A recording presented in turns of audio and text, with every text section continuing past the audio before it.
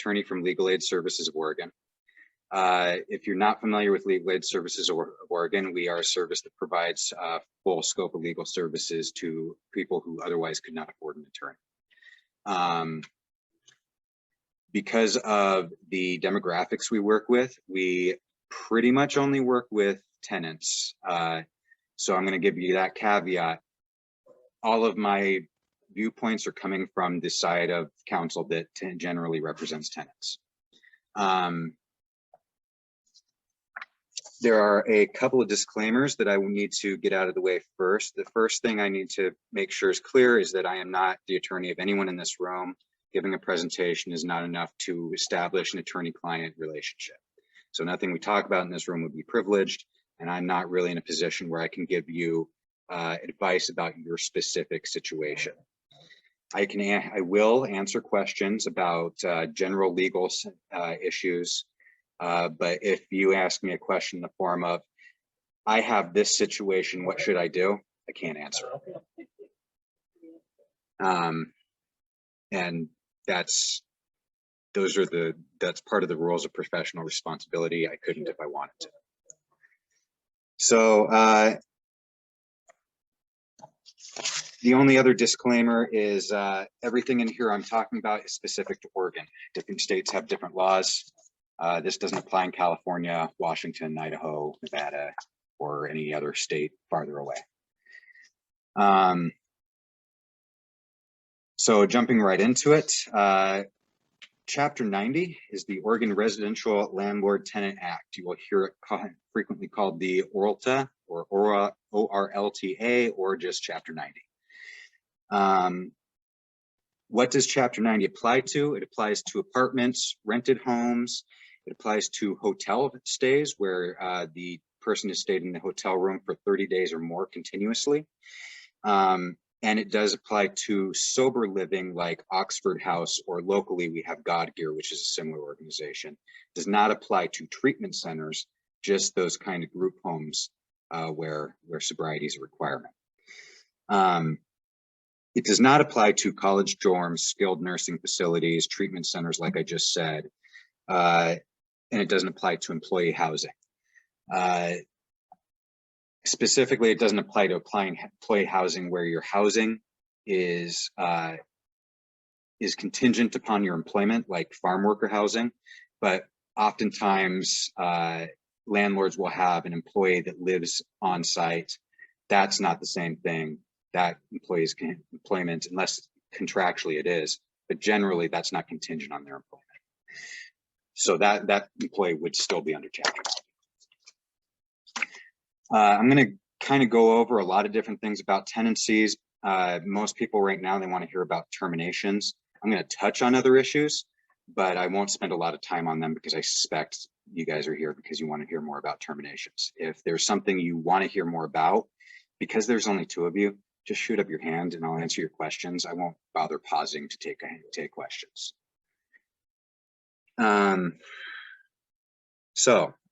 First issue, when you're a tenant looking for a place or you're a landlord meeting a new tenant, is the tenant screening process. They submit an application. There are valid reasons for denial, like a history of crimes against persons, property, sex crimes, or fraud crimes. Other crimes like drug crimes are not grounds for terminating a tenancy in Oregon or denying a tenancy in Oregon.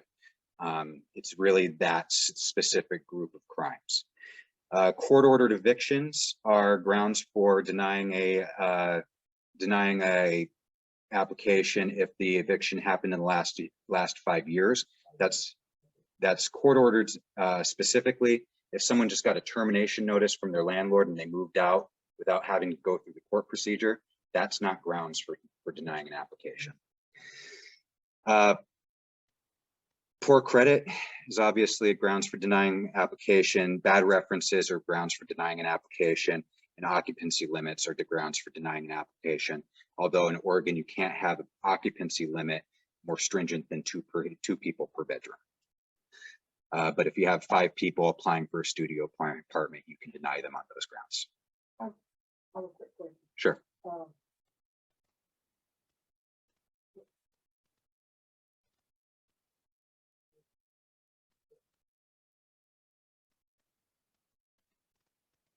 I'll come back. Okay, It's sweet me, go ahead and let me know if you think of it again.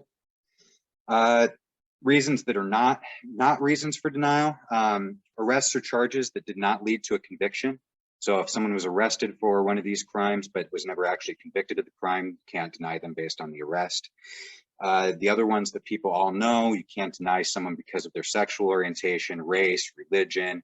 In most cases, you can't deny them because of their gender, or because they have kids, or their marital status. Those last few, there are some exceptions.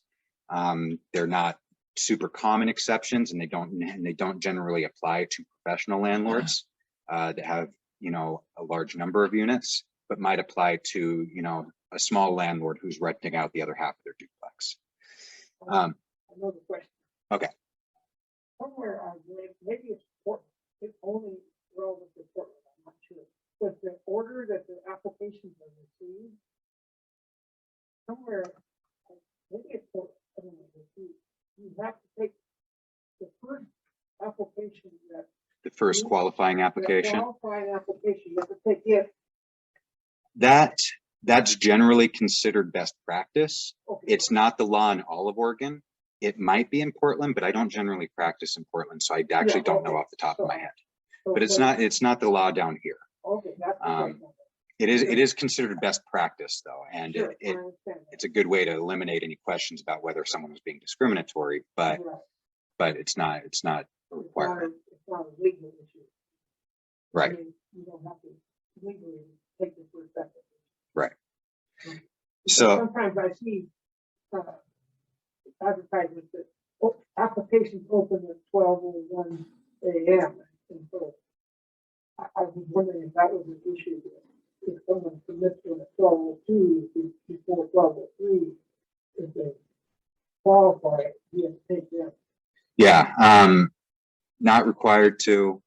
Most professional landlords will do it that way though, because it avoids any questions of best practices anyway.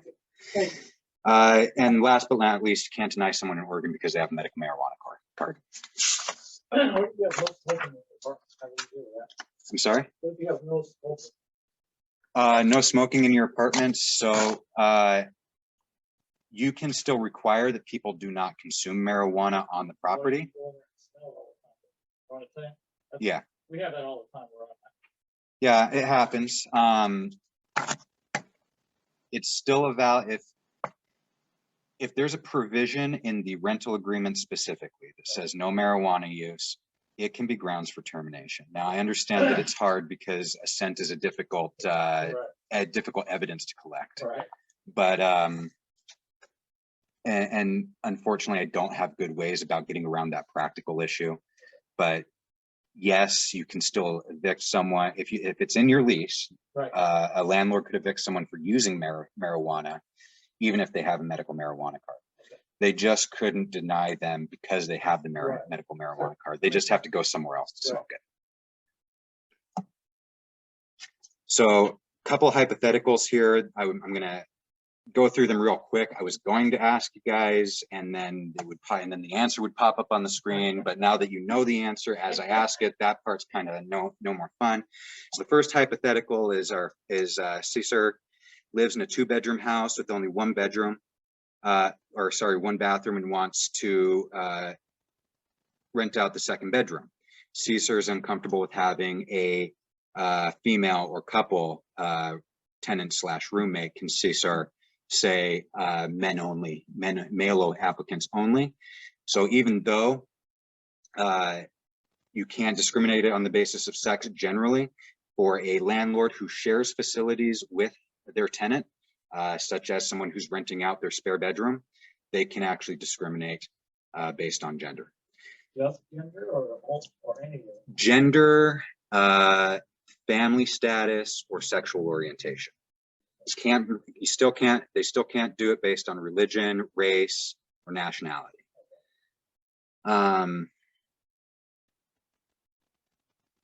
Second hypothetical, Lakshman owns and manages an apartment building. keeps prices affordable, but doesn't want to deal with the extra paperwork that comes with tenants who use rental assistance like Section 8. Can Lakshman put on his apartment's website, we do no Section 8 applicants? Can he say that? No, he can't. I put this hypothetical on here because this is still technically discrimination in Oregon, and it is the most common form of discrimination I see. And the reason is because that's an Oregon law. It's not other states. So a lot of people don't understand that that's the case in Oregon. In other states, they do still. Maybe just for your speaker, my background is quickly. Kent works for PCRI in Portland, which is a large low income housing. Yeah, developer for low income housing. We manage 1,000 units. Okay. For low income, so most of the people are flood, Yeah. 90%. Yeah. Okay. Now, I and together we have property in Albany, the fourplex in the house, Okay. and so we have one HUD tenant. So I've had HUD tenants forever. Yeah. Since I've been in Albany. Some landlords actually really like their HUD tenants because they know that they're getting paid and when they're getting paid. Yeah.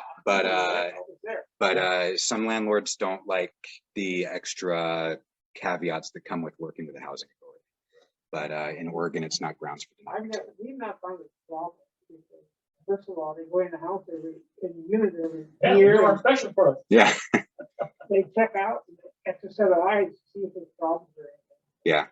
Yeah. And so they're the bad guys rather than landlords. Yeah. A lot of landlords. And I've had landlords that I've worked with landlords, opposite sides of the aisle, obviously, that were skeptics until they actually had Section 8 tenants. And they're like, actually, once you've got all the paperwork done, it's all kind of self-propagating, and you can be a little more hands-off, and you get paid. You get paid, and you don't have to worry about whether rent's going to get paid this month. So I just wanted to give you that background for you. Maybe you would talk. okay. All right. That's good to know. This is being recorded for other people, so I'm not going to tailor it too much towards you guys' needs, but I totally understand that, and that's good to know. So real quick, just on moving in, not a big section, but neither of you guys are tenants, but this is for the tenants out there. Never move in without doing a walkthrough. I would say do the walkthrough before you move any furniture in. Take as many pictures as you possibly can, and get everything in writing. So a thing I hear most often is when I moved in, my landlord and I talked about this, and he said I could do this, and now he's saying I can't do this. And I'm like, well, did you get that in writing? No. Well, then he may as well not have said it. Unless he comes in and says, oh yeah, I said that, then sure. But 9 times out of 10, he's not interested in doing that. So habitability issues real quick. First question, a tenant moves into an apartment. The first night sleeping there, she learns to her horror that she has bed bugs. She's never had bed bugs before. Who's responsible for paying the exterminator, the landlord or the tenant? In this case, it is almost certainly the landlord. If she's never had bed bugs before, that it is unlikely that she brought them into the unit. If it's her first night there, it's probable that the bed bugs were already there. The general rule of thumb with infestations like bed bugs, roaches, is if it was there when the tenancy started, it's the landlord's problem. If it starts while the tenant's there, it's probably the tenant's problem. Unless there's some reason, some condition that the landlord did. Like I had a landlord once who was not getting the dumpsters emptied. And so trash was just piling up right outside of people's doors. And that led to infestations. And in that case, it's pretty easy to say these people wouldn't have roach infestation if you took trash away. That leads to a question about rodents, mice, and rats. I mean, it's empty. I mean, there's nothing in there when people move in, but they tend to collect stuff in the garage or underneath the sink. Sure. And then after time, the mice move in. We just assume it's our issue, but apparently what I'm hearing is not necessarily our issue if they've been neglecting and leaving stuff letting stuff pile up. It's not necessarily the landlord's issue at that point. So if the tenant allows what we usually refer to as a rodent harborage, i.e. just clutter that makes a good rat house, that's probably the tenant's responsibility to have an exterminator. Yeah, yeah. So some landlords will do it because they don't want to have rats in their apartment, and they'll just more parts connected together. Yeah. They get into one, they get into all. exactly. I mean, they can fit through keyholes basically. So landlords want to get on top of it really quickly, but a landlord in that situation will generally be justified in sending the bill to the tenant. I guess we've been good landlords. You always assume it's our problem. No, I mean, you want the problem fixed. There are landlords out there that would probably try to just not fix the problem. So as long as you want the problem fixed, I mean, that's good in my book. And I don't know you personally, which is a good sign for you. If I know who you are in this town as a landlord, it's not a good thing. So next question. Tenant moves into an apartment and after living there for about 4 months, notices mold growing in the ceiling in the bathroom. Who's responsible for cleaning it in that case? Landlord or the tenant? Probably the tenant in that case. Mold is one of those things that people get really worked up about, even though it's freaking everywhere in Oregon. But especially in the bathroom, it's going to happen. Tenants should probably just invest in a little bit of bleach and some rags and clean it up periodically. It's not really the landlord's responsibility if the tenant has lived there for a while and then mold starts growing, especially in a bathroom. It's just a humid place. It's just a matter of cleanliness at that point. Now, if they moved in and noticed that there was mold on the ceiling at the time of move-in, that's a totally different story. But after 4 months of tenancy, that's the reason for the movement inspection. Right. Before they move in. Yeah, exactly. And some tenants won't. And that's the other thing I'll say for the tenants that might watch the recording later. If your landlord says, don't worry about the walkthrough, I'll do it for you. No, you want to see everything. You don't want your landlord to report to you that everything's fine. It's not your landlord being friendly. It's your landlord, protecting their own back. And I've had tenants that it happens more than it should. So things that landlords are always responsible for, a quick list: effective weatherproofing and waterproofing, plumbing facilities and fixtures, operable water supply. That means that shutoff valve actually has to be on site and under control of the landlord or tenant. Adequate heating facilities, adequate heating facilities that were legally adequate at the time they were installed. So I've had tenants that had wood burning stoves and that's it. But when the house was built in the 1950s, that was legal. So that's the way it is. Electrical lighting, garbage receptacles, floors, walls, ceilings, and railings in good repair. That's structural defects. That doesn't mean if there's mold growing on the ceiling, it's automatically the landlord's problem. It would be more of the landlord's problem if there was a structural defect in the ceiling or something like that. Air conditioning appliances, if provided, and smoke alarms and carbon monoxide detectors. Now, if a tenant does cause a habitability defect, like breaking a window or something like that, the landlord's still required to fix it, but they can actually pass the bill on to the tenant. But it does have to get fixed. It's the landlord's responsibility to make sure it gets fixed. They just might not be financially on the hook. So for the tenants section on getting repairs made, just a bit on repair requests. We're under Oregon law, repair requests do not technically have to be in writing, but as an attorney, I have to say, do everything in writing. If people could communicate exclusively through writing, I'd say do it, but that's not actually practical. But if you're making a repair request, make it in writing, because if your landlord refuses to honor that repair request, you need to be able to show that you made the request. Some landlords have online portals they prefer to use. Just be sure that there's a way to get a confirmation that the repair request was sent. whatever method you use, be sure you get copies, include pictures if there's a way to include pictures. And this is the one that I like to remind tenants of. Be polite, because a lot of tenants come in with all guns firing. And I don't know, when people demand that I do stuff, it actually makes me a lot less likely to want to do it than if people ask me nicely. That's not legal advice. That's just, you know, practical advice. So next question, true or false? If my landlord doesn't make necessary repairs, then I don't have to pay rent. This is something a lot of people believe, and it is false, mostly. There is a way to withhold rent if your landlord is not making repairs, but it requires basically forcing your landlord to try to evict you, going through a court procedure and convincing a judge that the amount of rent you're paying is not the amount of rent you should be paying based on the habitability of the house. It's a complicated process, and I would not recommend that anyone goes through it without an attorney. So I say false. Don't withhold your rent without talking to an attorney first. Second true or false question. If something is broken in my apartment, I can fix it and deduct the cost of fixing it from my rent. That's true mostly. You can fix something up to $300. So small repairs like a leaky pipe or a faulty light switch, or you know, sometimes just drywall repair. Looks like you have a question. Let the landlord know you're doing that, or you just do it and then give them the bill. Yeah, that's in the fine print down there too. So you actually do have to give them written notice that you intend to do it first, and then you have to give them 7 days to do it themselves before you do it. And then after 7 days they don't do it, then you can do it and deduct it from your rent.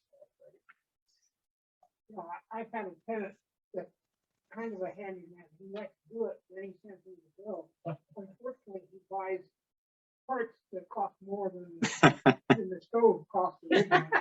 So Yeah, I've now put him on a limit that he can only spend up to $30 without telling me about it.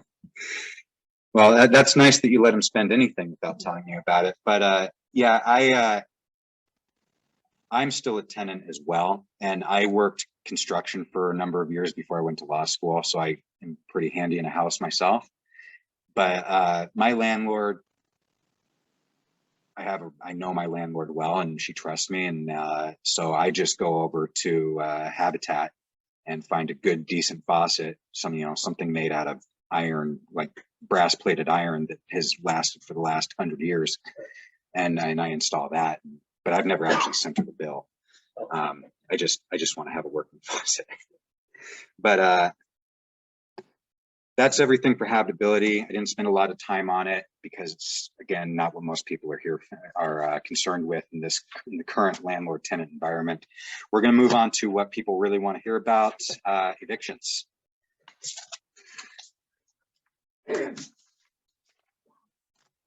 So this section on evictions is going to get mostly into procedure. If you have specific questions, I'll answer, not specific questions to your scenario, I won't answer those like I discussed, but if you have a little bit more detailed questions that aren't just procedure related, I'm happy to answer those.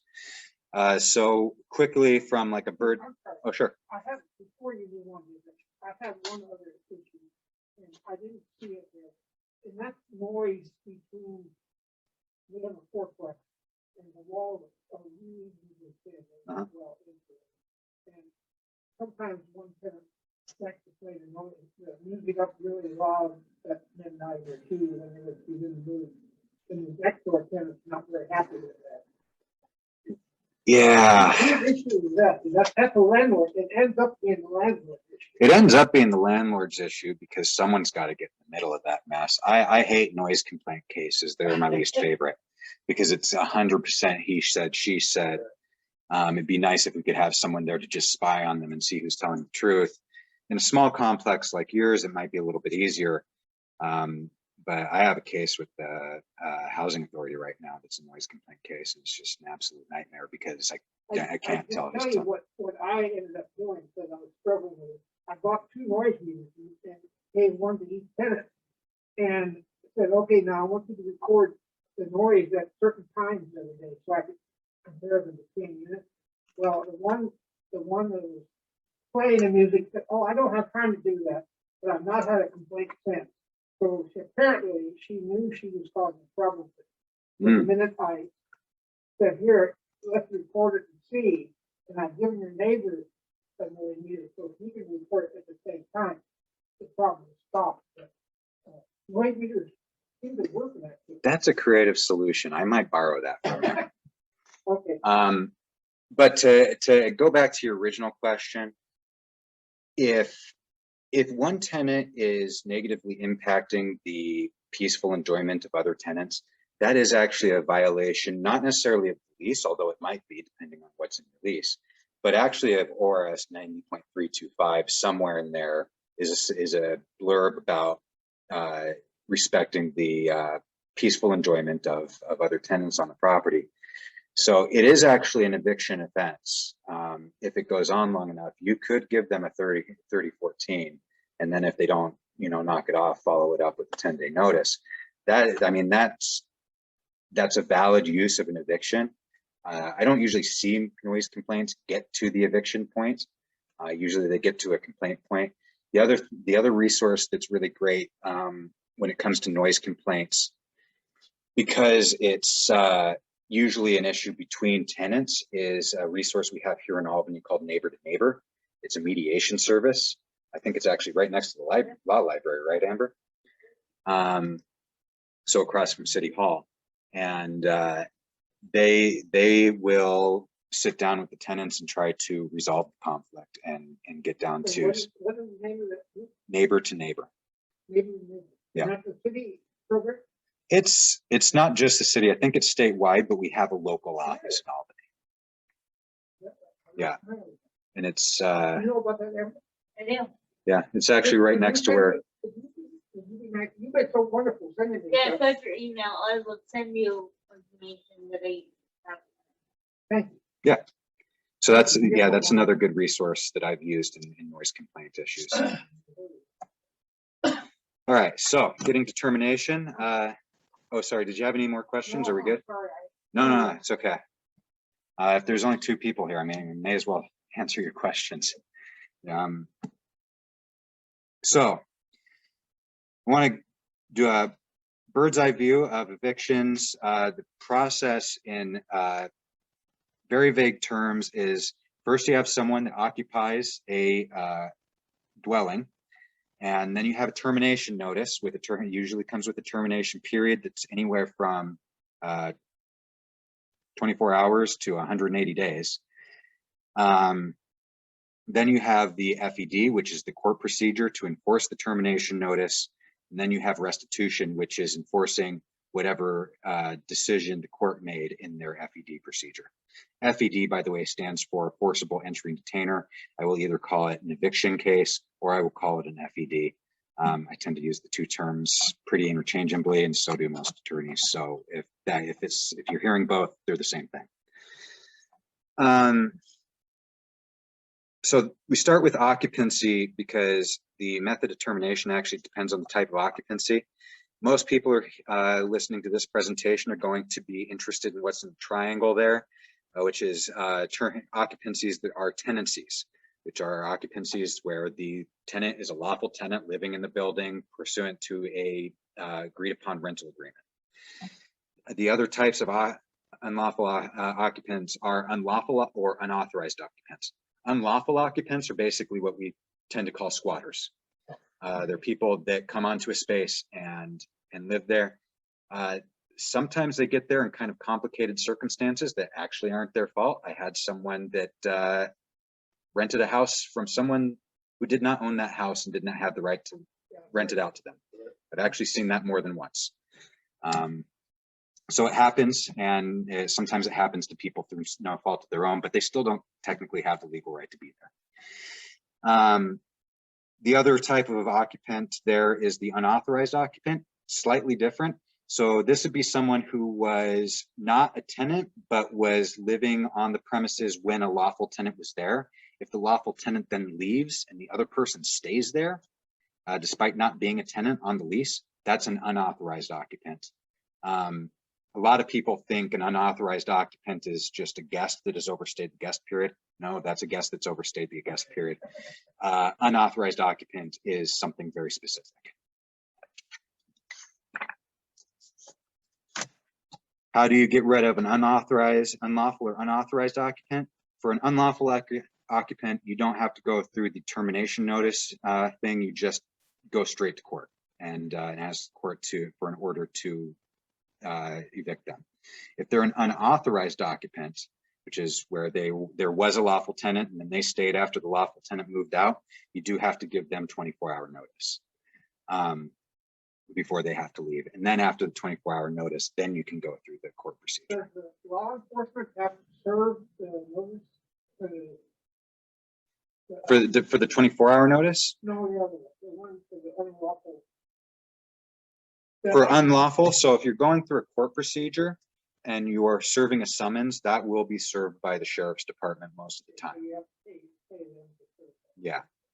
Yeah. If you have the option to hire a private process server, and oftentimes their prices are actually comparable to the sheriff's department anyway.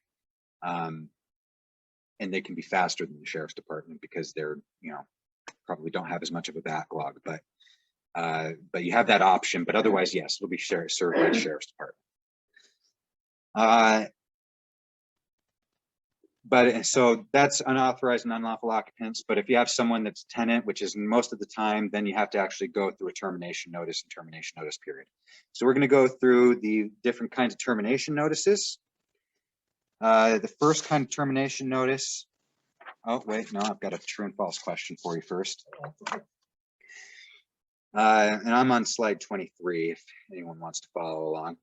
If a tenant gives a 30-day notice to move out of the rented home, they can change their mind and stay since they were the one that gave the notice in the first place.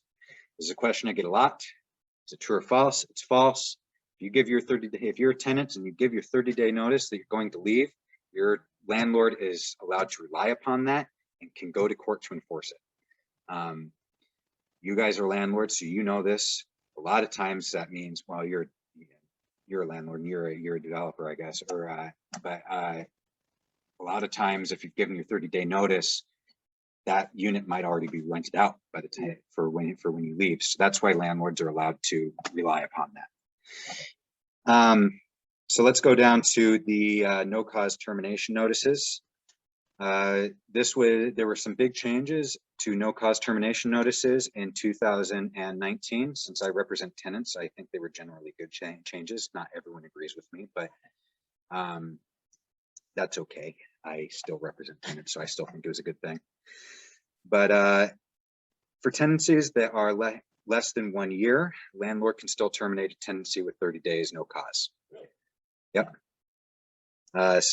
And that's an occupancy that's been less than 1 year. So that actually, occupancy and tenancy are different things. And occupancy actually restarts anytime a new tenant moves into the unit. So if you have a tenancy, so if I'm living in a unit and then I move in my girlfriend after I've lived there for 5 years, that occupancy period actually starts over. Yep. So then we're back at year one again for the occupancy. So there are some caveats there. And You have to, does the tenant have to ask that they be added to the rental agreement? it depends on what's in the lease. Okay. But Oregon- if I have the occupants on my rental agreement, and Mhm. I've had a case when one move out, they come and take that person on. But then if somebody moves in, I've had a situation where he's had this person as a tenant of it, Yeah, so they become partially responsible. yeah. So they would become partially responsible. And by the way, that doesn't cut both ways. So if one of the tenants moves out, that doesn't restart the occupancy. The idea was that if you have a new person moving in and the landlord doesn't know that person yet, and that person turns out to be a nightmare, then for that landlord might want to have an easy out in the first year after that new person moves in. Yeah. But to answer your other question, Oregon law actually doesn't require that a tenant get the landlord permission before moving on in an occupant. Yeah, most leases do, however, and that's a perfectly valid provision to have in your lease. But for, like, say, there's way too many verbal rental agreements out there.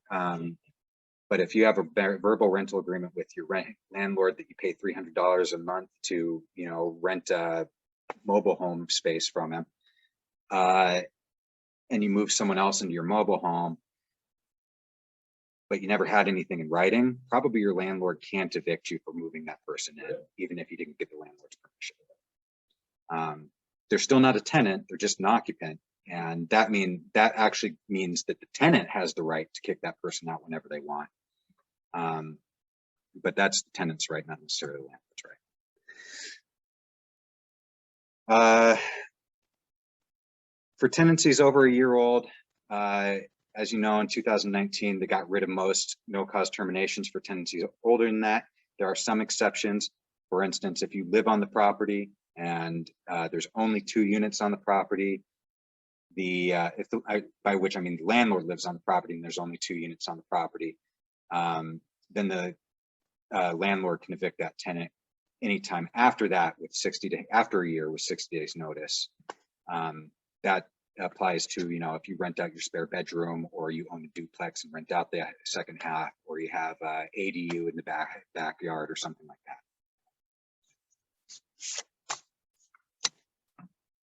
In the 1 year limit, it's not an issue between lease agreements and 30-day rental agreements.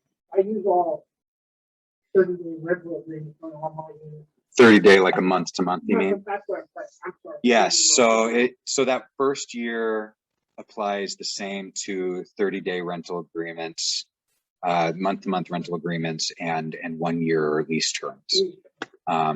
Or even if you have a 6-month lease term, at the end of that 6-month lease term, there are actually ways to refuse to renew that lease, but you can't do it with no cause.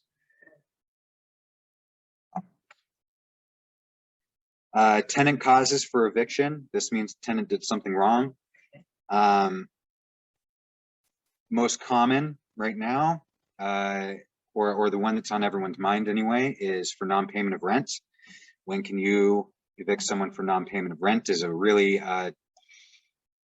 sticky question right now. Up until July 1st of this year, you simply could not evict someone for non-payment of rent in the state of Oregon. That changed, and by the way, these details aren't in the presentation. This presentation is for normal times, so I'm just going to explain how it's changed.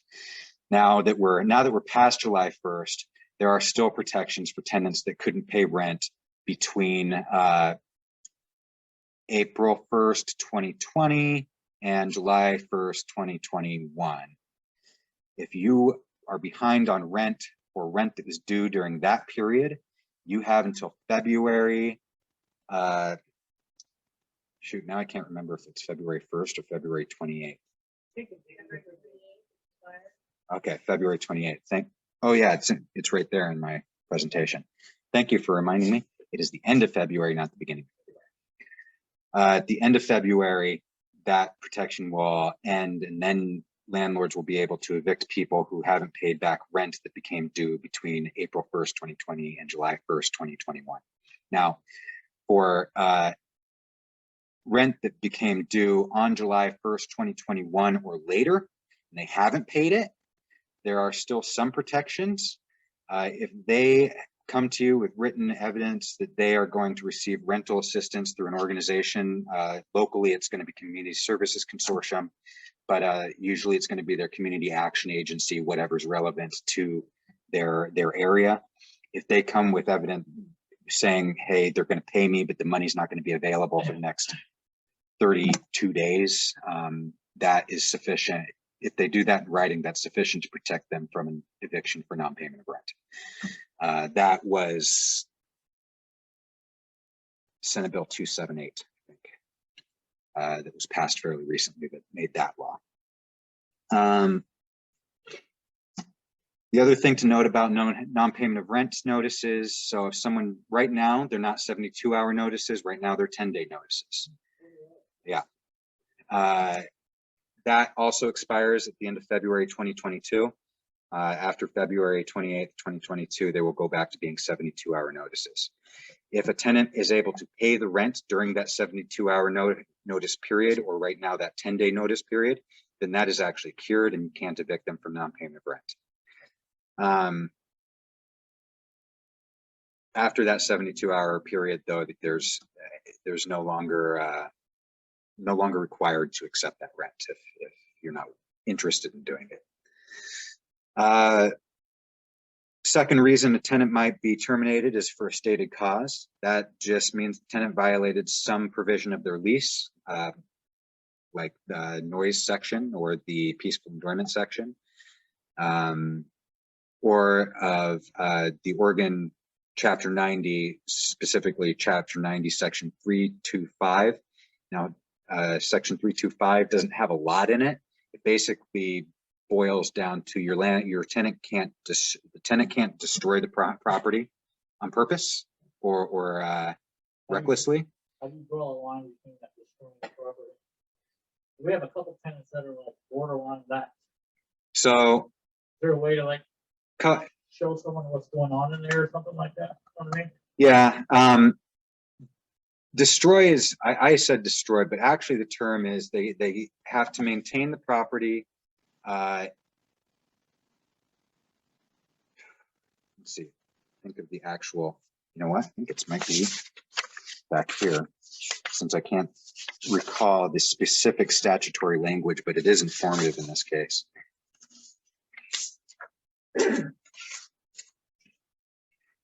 Tenants are required to maintain the premises in every part as clean, sanitary, and free from all accumulations of debris, filth, rubbish, garbage, rodents, and vermin as a condition of the premises permits, and to the extent the tenant is responsible for causing the problem. Now, that's still kind of broad. So I've had landlords who tried to evict a tenant for really minor transgressions. Things like just, I had a landlord once to try to evict a tenant because their kids left their toys out in the living room, and I was irate about it. And I had another landlord that tried to evict a tenant because he owned what she called industrial equipment, which was actually just referring to his power tools, which was like a power drill and a handheld circular saw, pretty small things. But she didn't, you know, for some reason they scared her or something. We have a tenant, I don't know, I'll just be vague. You can't even walk in the bedroom. There's so much stuff. Is there a way like to take pictures and then do something about it after that? So in hoarder situations, landlords are allowed to give a 24-hour notice and do a walkthrough of a property and take pictures. And if, you know, I would say if a property is dirty to the point where it is unsafe, or it is attracting vermin or rodents, or promoting, or one thing I see a lot is people will pile things up against their wall, and then you pull that stuff away from the wall, and what you realize is all that sheetrock has been rotting behind that pile of things. Those would probably be grounds for giving a 3014. Now, when you give a 3014, I call them 3014s shorthand, but it's a 30-day notice with 14 days to cure. Now, that is a termination notice saying in 30 days, your tenancy will terminate because of this violation of your lease or of 90.325. And the landlord has to say what the violation was. And then the 14 days to cure, the landlord also has to let the tenant know they can actually cure the violation and avoid eviction if they fix the problem. So in a situation where maybe they're hoarding something that's common to hoard, newspapers. Maybe they're hoarding newspapers and they have 10 years worth of newspapers in their apartment. And a landlord, I wish it was newspaper. yeah, I'm sure we all do. If a landlord finds something like that and it has destructive potential, they can reasonably say, the other one is it might be causing fire hazards, but if a landlord could say, like, you have to dispose of the newspaper within 14 days. If you do that, then you avoid eviction. 90.325? 90.325. And if you just Google ORS 90.325, it'll be the first thing that pops up. So I think he's talking about the property we have on there. There's so much stuff piled on the bed and in all the rooms to not get into the closet at all. Closet can't get in the room. Yeah, you can't get in the room because they've got it locked off. And there's a bathroom behind that, so if there's a leak or something, it would take us 20 minutes or half an hour to get to the leak. And I also worry, we have another tenant, a HUD tenant, turns out, that has a lot of stuff. And I've actually we had an emergency and the fire department responded. And they complained that they could not get into the unit, or access the unit. So those kinds of access issues are legitimate reasons for it. Yeah, I won't speak to your particular Right. No, situation, but you're getting the gist that yes, access issues like that, or issues where the mess could actually affect the structural integrity of the house or attract rodents or vermin, those are all grounds for a 3014. Oh, okay. Yeah. So you've given a 3014, they cured it, that's good for them. But then 5 months later down the road, the problem's just as bad as it was before. Do you give another 3014? Well, you can if you want, or if the landlord in that situation has decided that this problem is not going to go away, that no matter how many times it gets fixed, the tenant's going to cause the same problem, then they can give a 10-day notice without an opportunity to cure, provided that they've already given a 3014 within the past 6 months. So you have a 6-month window after the issue is cured to then give a 10-day notice without an opportunity to cure if the problem persists or reoccurs. Quick caveat, these 30-day notices with 14 days to cure, those are technically for ongoing conditions, things like a mess, things like maybe the landlord, maybe the rental agreement says the tenant's responsible for lawn maintenance, they're not doing that, things that are ongoing. If it's something specific, like, trying to think of a good example that's not,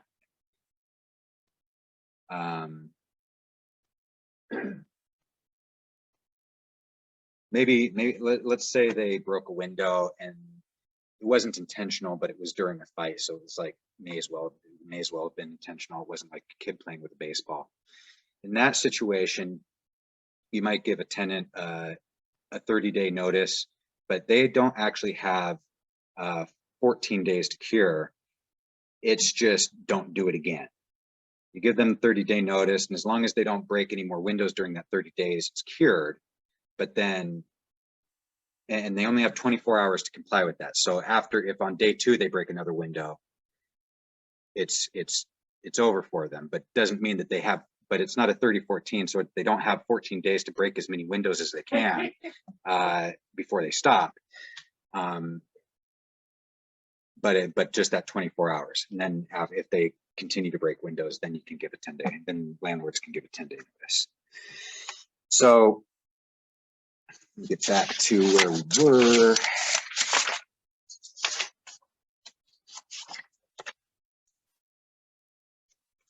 So fixed term leases, terminating a fixed term lease during the fixed term, it has to be for cause. There is also what is colloquially referred to as the 3 strikes rule. So if someone violates the lease or something in ORS 90.325 3 times during the previous year, during the year before the lease expires. So for most year-long leases, that just means during the lease term, but some people have longer leases, they do happen. So, but it has to be the year before the lease expires. They do it 3 times during that time, then the landlord can just refuse to renew the lease. And doesn't have to give an opportunity to cure.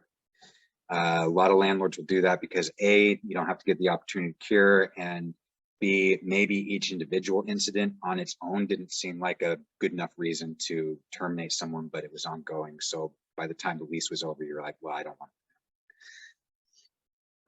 it.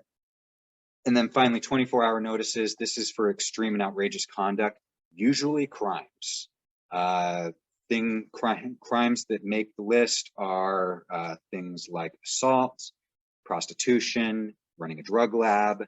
Those are the kinds of crimes that could get someone kicked out with 24-hour notice. Crimes that do not get people kicked out with 24-hour notice are drug use.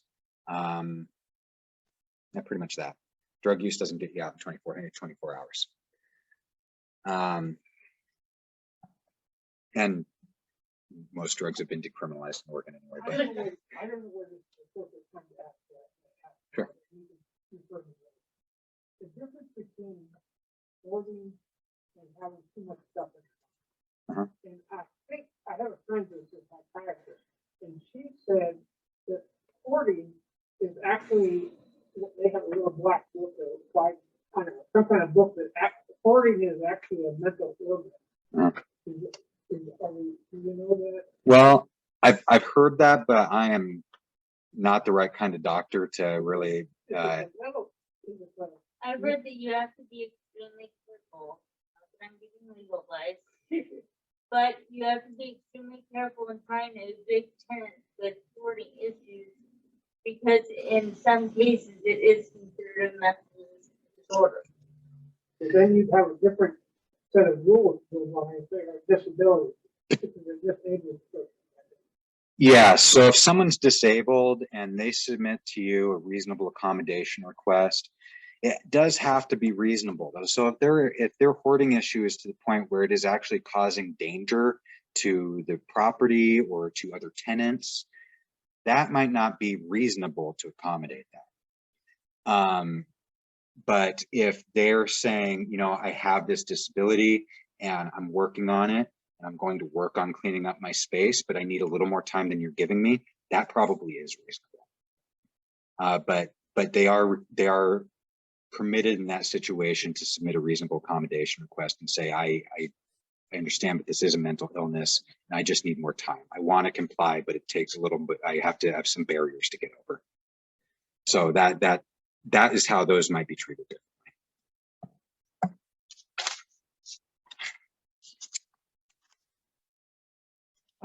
And then the next one is something the next causes for termination are what we call the landlord-based causes. And that's what really kind of replaced no-cause terminations in 2019.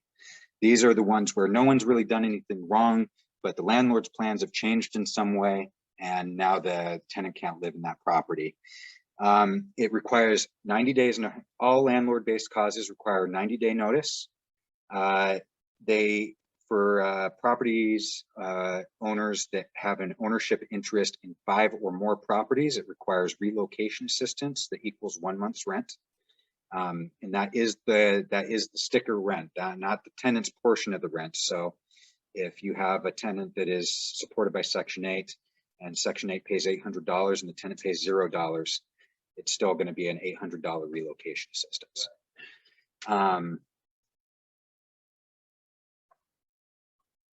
And there are only 4 landlord-based causes for terminating under this statute. So the first is that the landlord wants to demolish the house or convert it to a non-residential use. So you drive around downtown and see all those houses that are law firms now. That's a good example.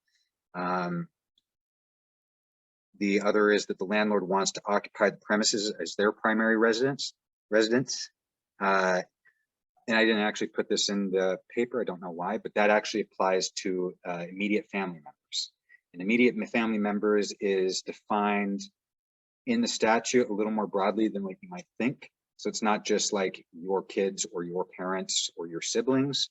It also includes, I don't have the whole list memorized, but it actually basically boils down to anyone that you can actually trace your relationship to. So it's fairly broad.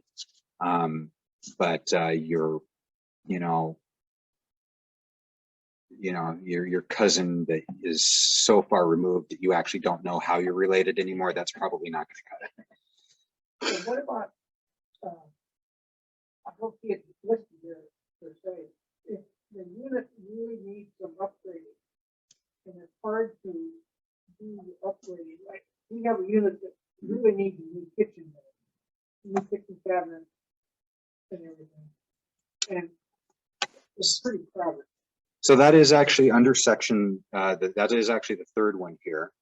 The print's a little fine. The premises are unsafe for occupancy, or the landlord is renovating in a manner, and during the renovations, it will be unsafe for occupancy. So not all renovations are grounds for termination. No.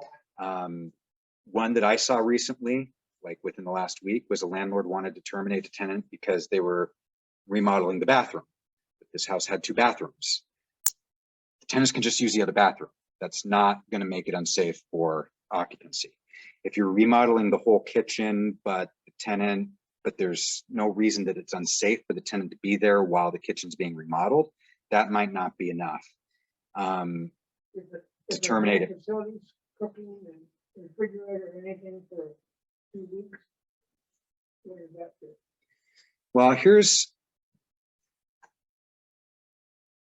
it's a big, frustrating gray area, is the unfortunate answer. Here's my sentiment about it. People can live in hotel rooms and still be subject to landlord-tenant law. So my sentiment is there's no requirement under landlord-tenant law that they have a functioning kitchen or that the landlord provide a functioning kitchen.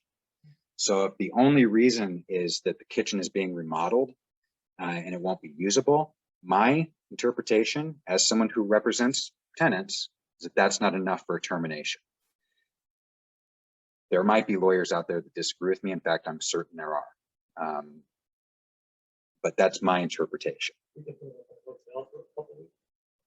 Or yeah, some landlords can do that. Some landlords are willing to do that. Some landlords don't have really the financial means to do that. But my sentiment is more along the lines of, you can live in a hotel room without a kitchen, you can live in a house without a kitchen for a little while.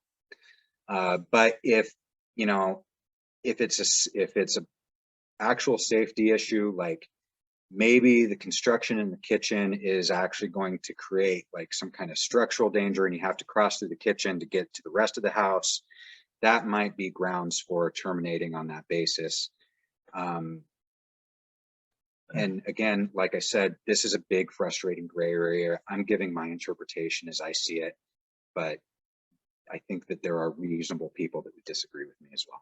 There are also reasonable people that would agree with me. I don't think my position's unreasonable. I just think it's an area You're where saying we can go ahead and remodel the kitchen without doing it, we can stay in the house. Is that what you're basically saying? yes, I believe that if a landlord wanted to remodel a kitchen and determined that it wasn't actually going to cause a physical safety issue to do so with the tenant in the house, the landlord could do that.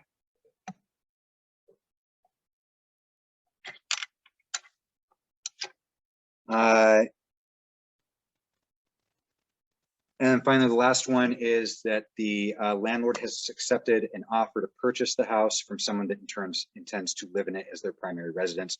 This is another one where there's a lot of confusion. A lot of landlords think that they can evict a tenant because they're going to put the house on the market. That's not true. You can sell a house with a tenant in it. It happens all the time. In fact, a lot of people who buy houses for investment purposes love buying houses that already have tenants in them. So, provided it's a good tenant, but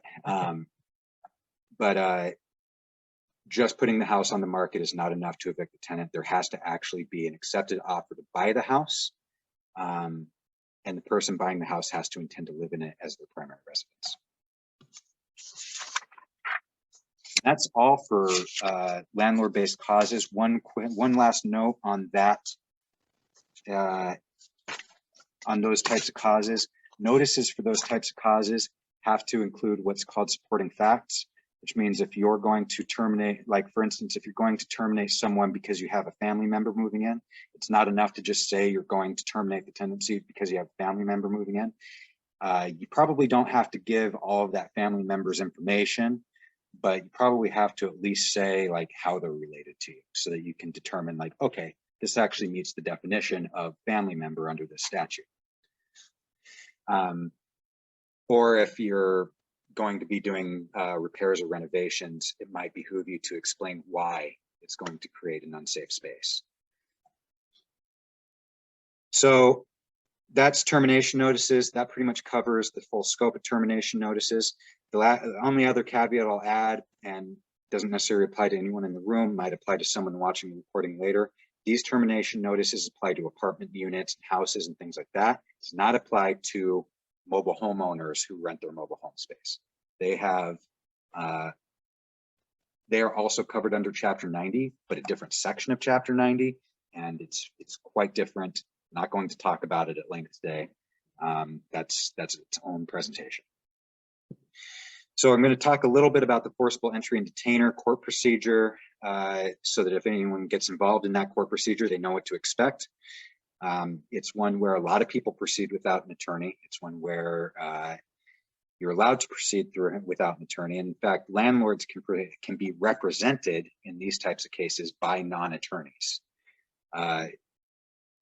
The idea being a lot of times property owners will actually send their property manager to court as opposed to showing up in court themselves, and that's acceptable. So once the termination notice is expired, the landlord the next day can file a eviction complaint. The eviction complaint is then served along with a summons on the tenant, again, usually by a sheriff's deputy, but landlords can hire their own process server if they want to. You cannot do it yourself. And if you hire a lawyer, your lawyer can't do it. It cannot be someone who's party to the lawsuit.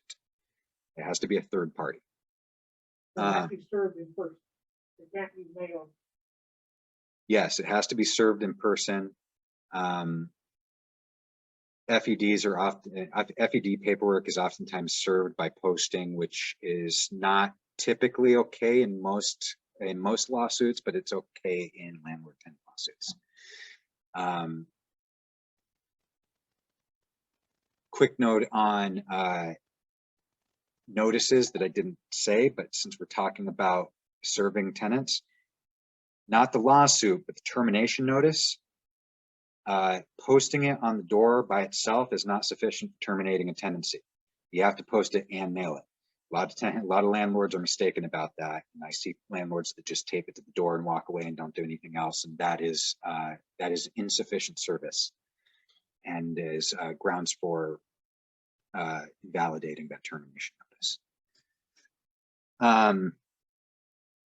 You can also serve termination notices by handing it to the tenant's actual person or just sending it in first-class mail. But if you send it in first-class mail without posting, you have to add 3 days for mailing time. So back to forcible entry and detainer. Where were we? Oh yeah, we just got served, or the tenant just got served a summons. The summons will tell them when to be in court and where to go to court. For the first appearance. They'll go to court on the first appearance date. Generally, nothing really substantive happens on the first appearance date. Mostly, the parties will show up to the first appearance. The judge will ask, does the tenant still live on the property? If they both say yes, the tenant and landlord will say, have you had an opportunity to try and resolve your dispute? They'll say yes or no. Yes, we tried, but we couldn't reach a resolution, or no, we haven't. Oftentimes, if you say, no, we have, and the judge will be like, go out in the hallway for 5 minutes and talk and see if you can figure this out so that I don't have to do anything else on this case. I've been in courtrooms where that happens countless times. And if you come back in and you say, we talked, we couldn't figure it out, or oftentimes we talked and we think we're close, but we're not going to make the courts wait for us for, a half hour while we hammer out the details. The court will just then require the defendant to file an answer if the defendant hasn't already filed an answer. And then once the answer is filed, the court will schedule a time for trial. Now I'm being a little bit wishy-washy because different courts will have slightly different procedures on how they do that. Here in Lynn County, the court will have parties come back the next day to make sure that all of the paperwork was filed. And then on that day, they will schedule trial. Other courts will just make phone calls. Other courts will just check the record to make sure an answer was filed and then make a few phone calls.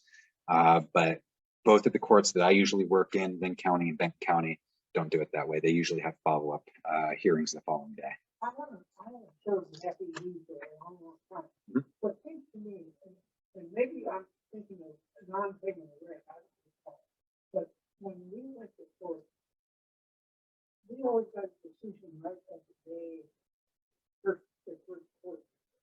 Huh. And I'm wondering if that's changed over time. I haven't done one for a long time. So I've been practicing in Oregon for 5 years, and I've never seen it done in Oregon that way. So at least as long as I've been around, that hasn't been the case. I never had to come back. A couple times the tenant didn't show up, so then I got right at that moment he said, well, if you're doing it. Yeah, that part is true. If one of the parties doesn't show up for the first appearance, then the other party wins. If neither party shows up for the first appearance, then the tenant wins. But I've had a couple cases where both of them showed up and the judge would say, how long do you need to move out? He actually, at that time, in the first appearance, the judge would ask, how much time did you leave out? And then he would make that part of his judgment, that you have to be out by phone. So that,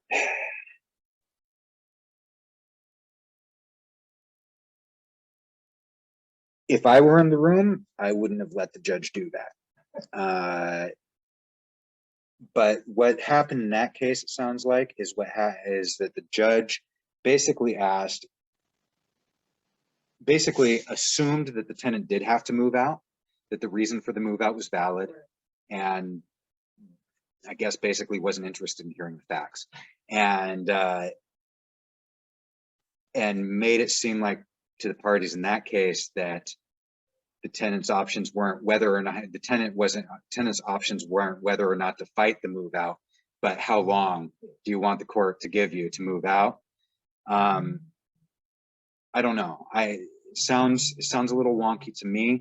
I'm not saying that maybe things weren't different at the time, but if it happened to me in a courtroom today, I would say, no, Your Honor, I would say either, Your Honor, we're going to work out a resolution and a move out date in a different setting, or if we actually think that it's eviction that needs to be fought or resisted, well, I would inform the judge at that point, like, no, Your Honor, we're not actually reaching an agreement here today. We're gonna be proceeding on the trial. So I don't have too much left, but it is noon, which is about when we're supposed to be out of here. So I'm gonna try and get through the next little bit, not too quick, but a little bit quickly. You just have to go to work when you get done. Well, so do I, actually. I just don't know if they're going to come in and force us out. Where was I? Oh, so after the first appearance, by the end of the day of the first appearance, the tenant has to file an answer. The tenant can actually file an answer before that too. They can file an answer anytime after they're served with the summons up until the end of the day of the first appearance.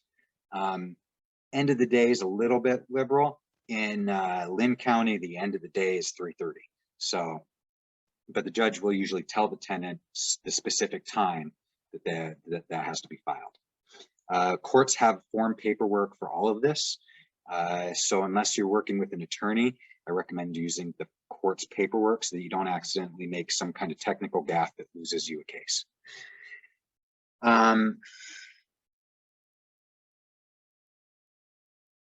So after the answer is filed, not more than 2 weeks later, the trial occurs. That's really fast. We call the landlord tenant docket the rocket docket because nothing moves as fast through a court as the landlord tenant docket.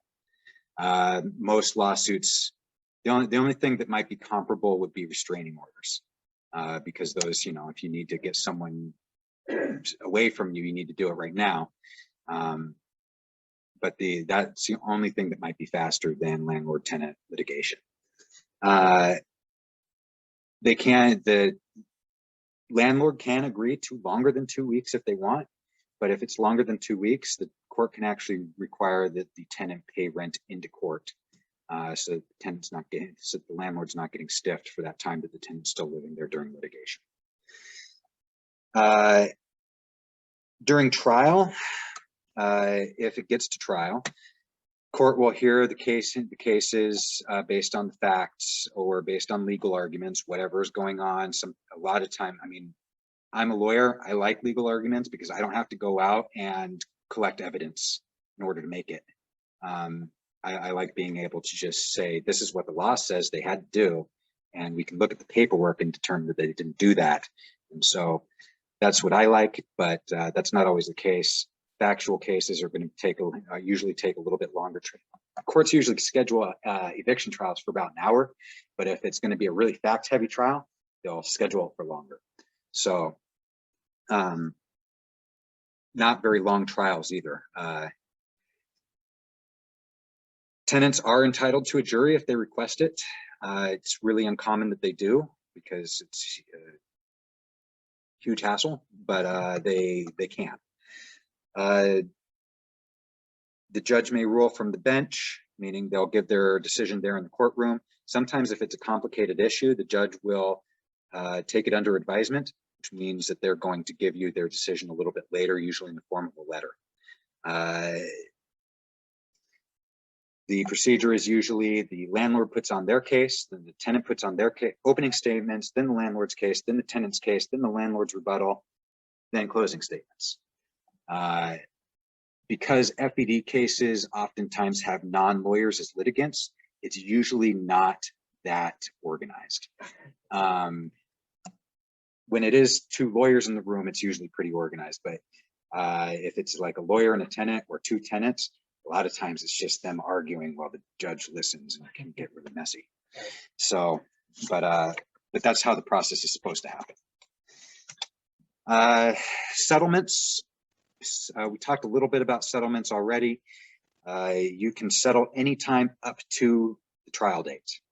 There's not really a limit on that.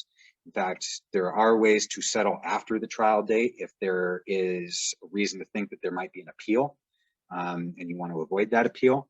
Then there might even be reasons to settle after the trial. But settlements are common. Most of my cases settle. They can either settle saying, like, from here on out, the tenant has to do this, or pay rent by this date, or, it might be a settlement that says, yes, the tenant is still going to move out, but the tenant's going to move out on this date 90 days away instead of this date 30 days away.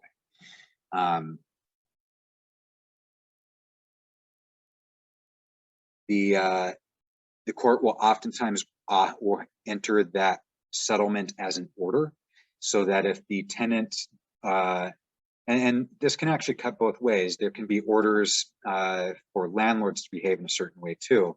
For instance, if there's a habitability defect, the court says you have to fix this. And then they enter a settlement saying, okay, I'm going to fix this, rather than litigate about whether or not it needs to be fixed. The court will still enter as an order that it needs to be fixed. Or the court may enter as an order that the tenant needs to be out on this date that we agreed to on settlement. Now, when the court enters it as an order like that, that means that it's quick and easy for the court to enforce it if one of the parties doesn't comply with the agreement. Instead of, so if we reached a settlement agreement that wasn't entered as an order, and saying that I was going to move out on September 30th, and then on September 30th I didn't move out, you would have to start the FED procedure from the beginning. But if it's instead entered as an order, you just file an affidavit of noncompliance with the court, and then the court will enter a judgment of restitution.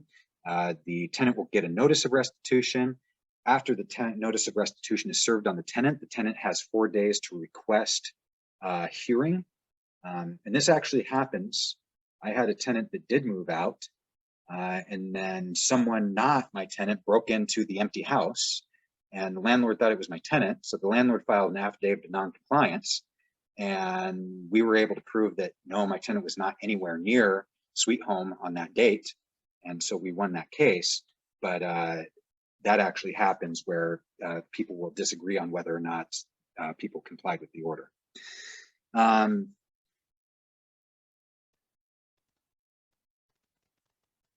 Finally, restitution. So if the trial happens, the tenant wins, nothing else happens, the tenant gets to stay there. And probably gets their attorney's fees if they have an attorney, and counterclaims if they have any. So when an eviction lawsuit is filed, tenants can raise counterclaims. So for instance, if the most common one we've had lately is if a landlord filed a no-cause eviction during the moratorium, the law allowed the tenant to automatically have counterclaims equal to 3 times their monthly rent, what we call statutory damages. So that was one of the most common counterclaims that we were raising during that moratorium, because it's there so that it'll actually dissuade landlords, rather than having landlords say, well, like, I'll try it and see what happens, because this way, if it doesn't work out, there's actual consequences. And there are other laws that are not connected to the moratorium that are written in a similar fashion, so that the landlord won't try something illegal just to see if they can get away with it. If the landlord wins, the next thing the judge will issue a judgment of restitution, and the tenant will get a notice of restitution. Now, the notice of restitution still gives the tenant 4 days to finally get out of the unit. They're not out of the unit in 4 days. The sheriff is going to show up on their doorstep with a writ of execution and forcibly remove the tenant. That might be changing the locks and moving everything out onto the patio, or that might be threatening them with criminal trespass until they leave. Yeah, I mean, I've seen it all, but and it's never, it's never a happy moment. It's probably, I would imagine, if you're a sheriff's deputy, it's probably the worst thing you could do as a job is move people out like that. But sometimes it happens, and sometimes it's got to happen. But that pretty much wraps it up. The writ of execution. There are some miscellaneous issues that I didn't really talk about. One is attorney's fees. Attorney's fees are always an issue when you're in court on landlord-tenant issues. I didn't talk about the return of personal or abandoned property after a tenant moves out. There is a lot of information. There is a lot of rules about that. It's like one section of chapter 90, but it's like 24 pages long. So it's really convoluted. It's an entire presentation on its own. And I didn't really talk about, I didn't talk too much about habitability defenses in litigation, because again, like I said before, that's when tenants withhold rent and go to court. That's an entire presentation on its own. So I didn't talk about it too much today.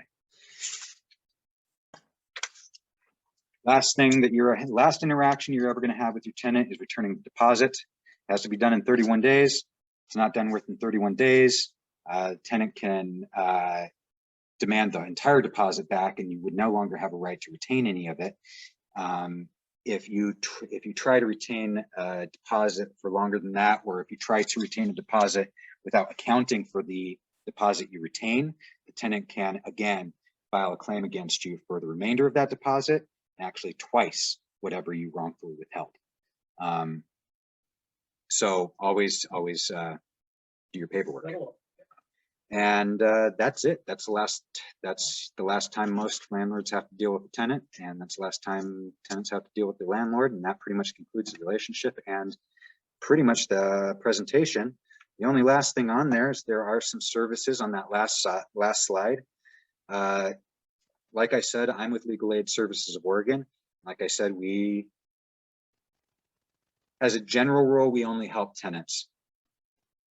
There have been a couple of instances where we have had our arms twisted into helping someone who is technically a landlord, but it was actually an abuse situation. So it wasn't really a landlord-tenant issue that got us involved. It was an abuse issue.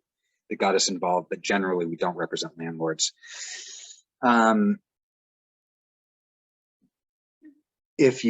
landlords that do want to find a good, competent landlord tenant attorney, the Oregon State Bar's Lawyer Referral Service is the best resource. I actually have cards for both our office and the Oregon State Bar's Lawyer Referral Service.